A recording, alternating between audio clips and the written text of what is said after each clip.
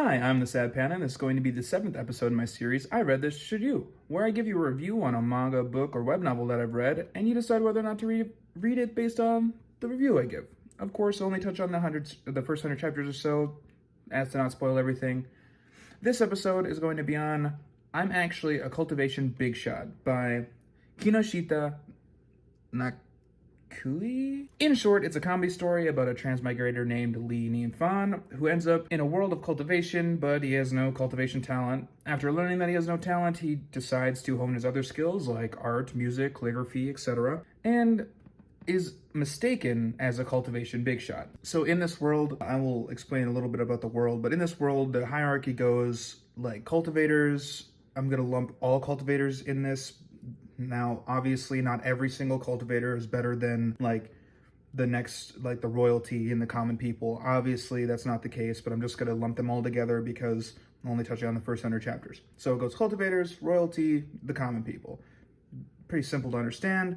The royalty looks up to like the big shot cultivators to help them with like plagues and things like that. They rely on the cultivators to help the common people, and the common people rely on the royalty, so on and so forth. So in this world, Lee is transmigrated to, he finds out that he doesn't have the capability to become a cultivator. And in all honesty, he's fine with this. He's transported to a new world, and he decides that just to immerse himself in music and culture and art and calligraphy and things like this. But what he doesn't know is that he is so good at these things that even when he thinks he's just a normal guy, he is mistaken multiple times, in fact, all the time, as a big shot. Now, in this world, when you've reached a certain amount of cultivation and you are past the immortal realm, which is the realm which Lee lives in, you sometimes get bored with what you're doing. So if you're a cultivator and you've been alive for 50,000 years, I mean, there might not be a whole lot of stuff for you to do. If you're a big shot that's been alive for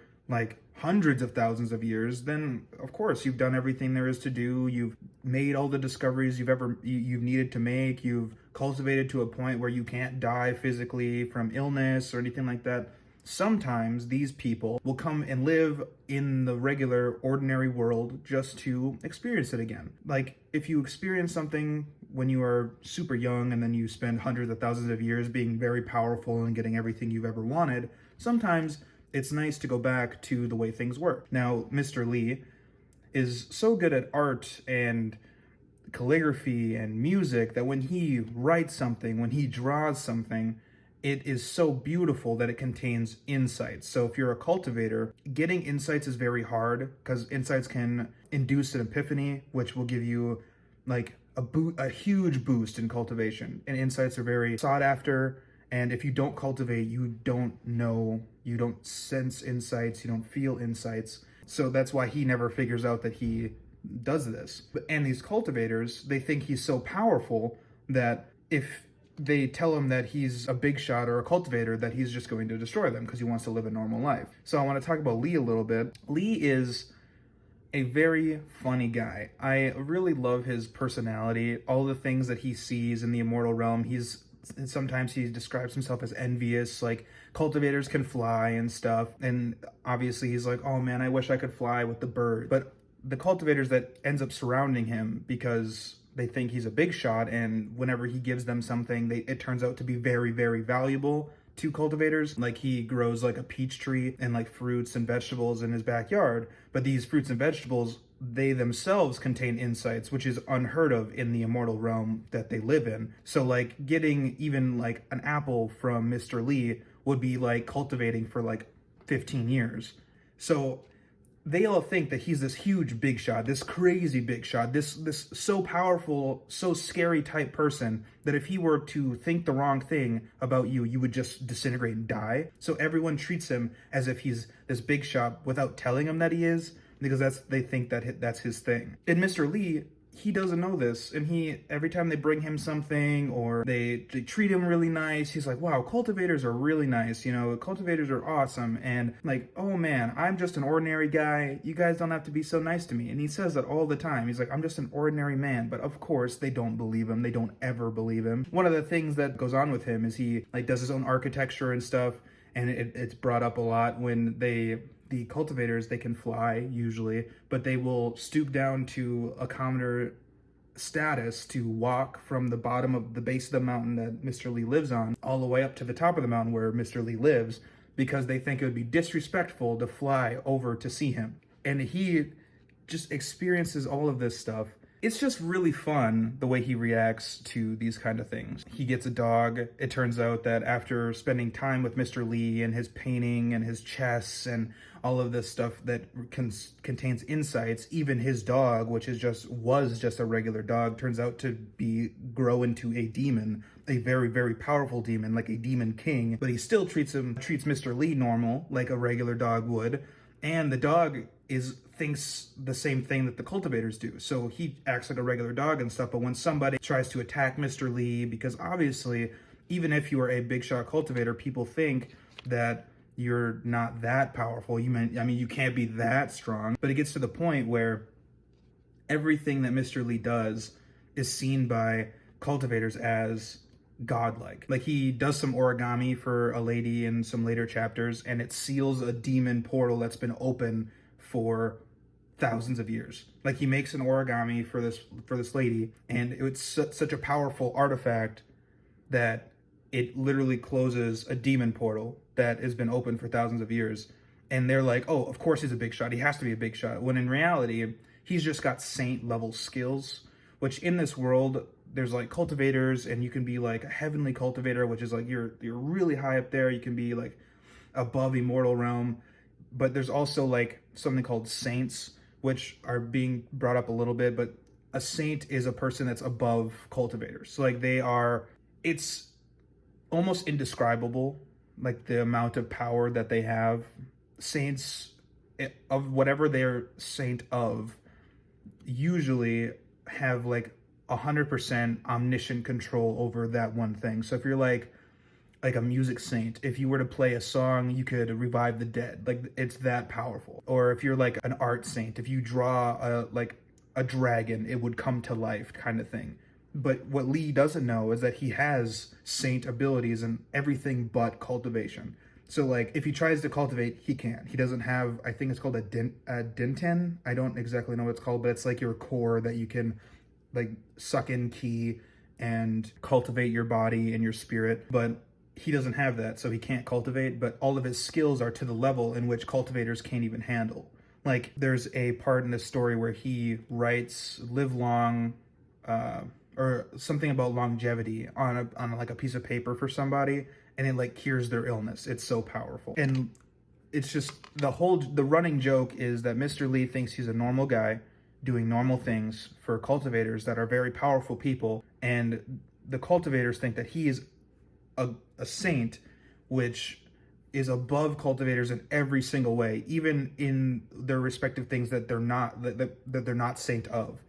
Like, a saint of music would still beat a regular cultivator, even like an ancestor or a heavenly cultivator, in like a fist fight, because they are just that much more powerful. And the running joke is that Mr. Lee doesn't know these things, and he thinks he's a normal guy, and the cultivators think that he wants to pretend to be a normal guy, so they never tell him, and that they think he's a Bigshot.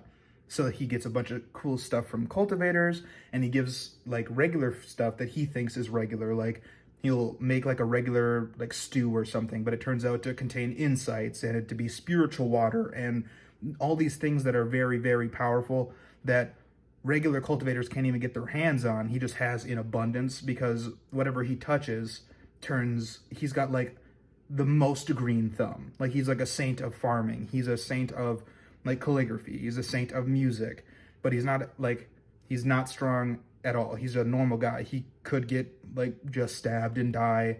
Like, he's not immortal or anything. He's just a guy. And that's one of the things I like about the story, is that he just doesn't know. Like, the whole thing is like he's overpowered and he doesn't know it. And like, if he did know it, I don't know, I think that would take away from the story, because the whole joke is that he doesn't know. And I've been reading the story for a while now. It's up to 200 and some chapters, so it's not too terribly long. If you want to take the time to read it, I think you should. I think some of the side characters are really fun. There's a lady that he ends up, well, it was a demon fox to begin with, but after demons cultivate to a certain level, they can like kind of revert their cultivation but gain a human body, in which case they can and then cultivate again, but they have a way easier time cultivating, because cultivating for people is a lot easier than cultivating for like an animal, because they have to absorb the ki with just their body. They don't have a denten, so it's very, very difficult. So one of the side characters that we see most of the time was a demon fox, a 9-tailed demon fox, but then she gave up her tails to become a human so she could stay with Mr. Lee. Because in the story, I don't know if it's before the story starts, but Mr. Lee finds like a fox that's like super injured and hurt, and he takes her in, heals her up, and then lets her go. But he doesn't know that that's a demon, obviously, but she thinks that he's a saint still. You know, all the people around him think that he's like this very powerful Bigshot, so she doesn't like try to fight him or anything, but he just brings her, heals her up, lets her go, and then she gains this like, I feel like he saved my life, so I have to give my life to him kind of thing. And then she becomes a human, and she comes back, and he doesn't know that. He just thinks she's a very beautiful lady, and she's like, I want to help you do like the things you do. I want to help you farm and stuff like that. And he's like, okay, you know, I love the company of a beautiful woman, that kind of thing. And like the whole thing is that she likes him, and then he just thinks she's a regular person. She doesn't know that she was a demon. She doesn't know that she's a very, very powerful cultivator. Like, at the point that it is now in the story, she's stronger than every other side character in the story, which is awesome. I think she's really cool. And she's got like some really cool abilities that Mr. Lee will never see. As far as I know, will never see, because like, of course, that's the joke. Like, everyone around him is super powerful and makes people think that he is super powerful, but he's not. He's just a guy. But all the stuff he does is very powerful. And he never notices this because it always happens when he leaves. So like, he'll make the origami like I described earlier and give it to the lady, and he's like, hey, you have an origami, nice. And she's like, oh, thanks, because obviously she thinks it's a relic of a Bigshot. So she's like, awesome, I love this thing. And then she brings it into a battle, and then it springs out of nowhere, and bam, it's an immortal instrument that could close a demon portal. It's just really fun. I give this story a solid 7.5 out of 10. I think it does get a little repetitive because the joke is that he's so strong, but he's not.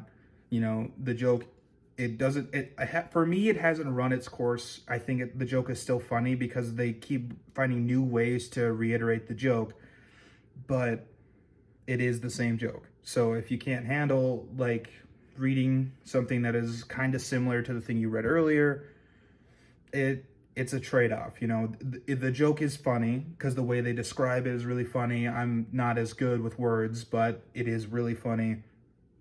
It's just repetitive, and that is just something that is a thing with the story. Now, of course, if you like my content, leave a like and subscribe. Leave a comment as well, and I'll respond to it.